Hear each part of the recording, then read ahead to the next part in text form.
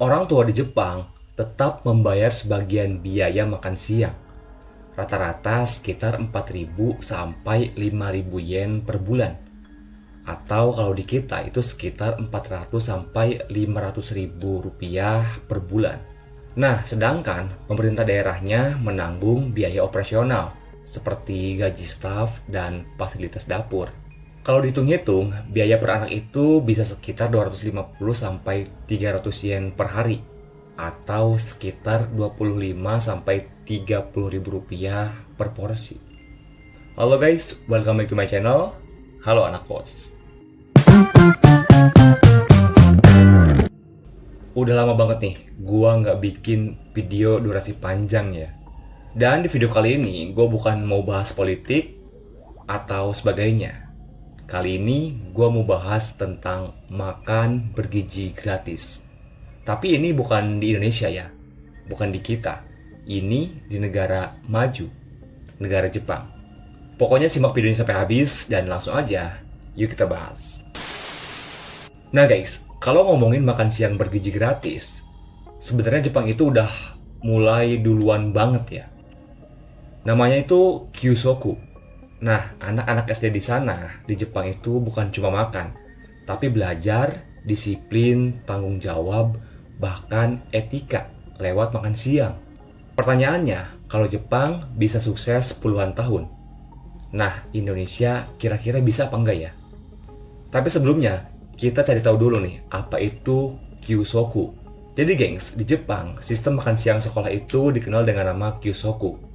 Program ini mulai diperkenalkan sekitar tahun 1889 di kota Suruoka. Awalnya untuk membantu anak-anak miskin yang kekurangan gizi. Tapi program nasionalnya benar-benar berkembang setelah Perang Dunia II. Jepang hancur, rakyat kekurangan makanan, dan di tahun 1947, pemerintah mulai membangun ulang sistem makan sekolah dengan bantuan pangan dari Amerika tuh. Nah, lalu tahun 1954 lahirlah Undang-Undang School Lunch Act. Sejak saat itu, Kyusoku jadi bagian permanen pendidikan di Jepang. Yang artinya apa? Artinya program ini sudah berjalan lebih dari 70 tahun, gengs. Ini bukan program dadakan, bukan program 5 tahunan, tapi ini sistem jangka panjang. Nah, buat menunya, sebenarnya menu Kyusoku ini biasa-biasa aja ya.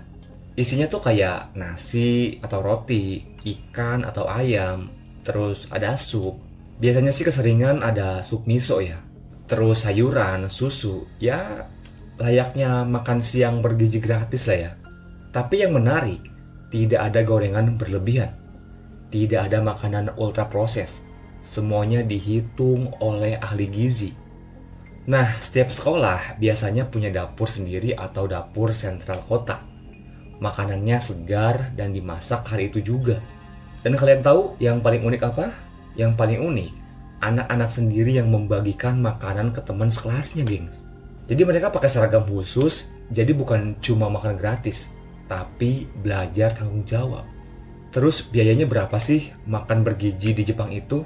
Nah, orang tua di Jepang itu tetap membayar sebagian biaya makan siangnya, gengs. Rata-rata sekitar 4.000 sampai 5.000 yen per bulan. Atau ya kalau di kita sekitar 400 sampai 500 ribu rupiah per bulan, gengs. Dan pemerintah daerahnya itu menanggung biaya operasional seperti gaji staf dan fasilitas dapur. Kalau dihitung-hitung, biaya per anak itu bisa sekitar 250 sampai 300 yen per hari. Ya, sekitar 25 sampai 30 ribu rupiah per porsi lah ya. Tapi di sana yang penting bukan nominalnya, gengs. Yang penting adalah sistemnya sudah stabil puluhan tahun dan terintegrasi dengan pendidikan. Lalu bagaimana dengan Indonesia? Ini nggak menarik kalau kita nggak bandingin dengan negara kita ya. Berhubung negara kita sedang ada program makan bergizi gratis juga, jadi ya kita bandingin aja nih. Di Indonesia, program makan bergizi gratis mulai digaungkan sebagai program nasional besar beberapa tahun terakhir ini. Targetnya luar biasa, gengs, puluhan juta siswa. Anggarannya ratusan triliun rupiah per tahun jika berjalan penuh secara nasional. Masalahnya bukan niatnya, masalahnya adalah kesiapan sistemnya, gengs. Menurut gua ada beberapa tantangan sih kalau di Indonesia ini ya. Kayak misalnya itu kayak infrastruktur dapurnya yang belum merata.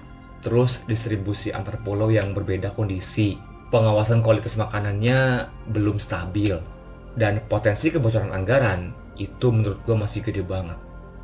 Karena apa? Karena di Indonesia itu yang namanya korupsi masih jadi bibit bobot ya.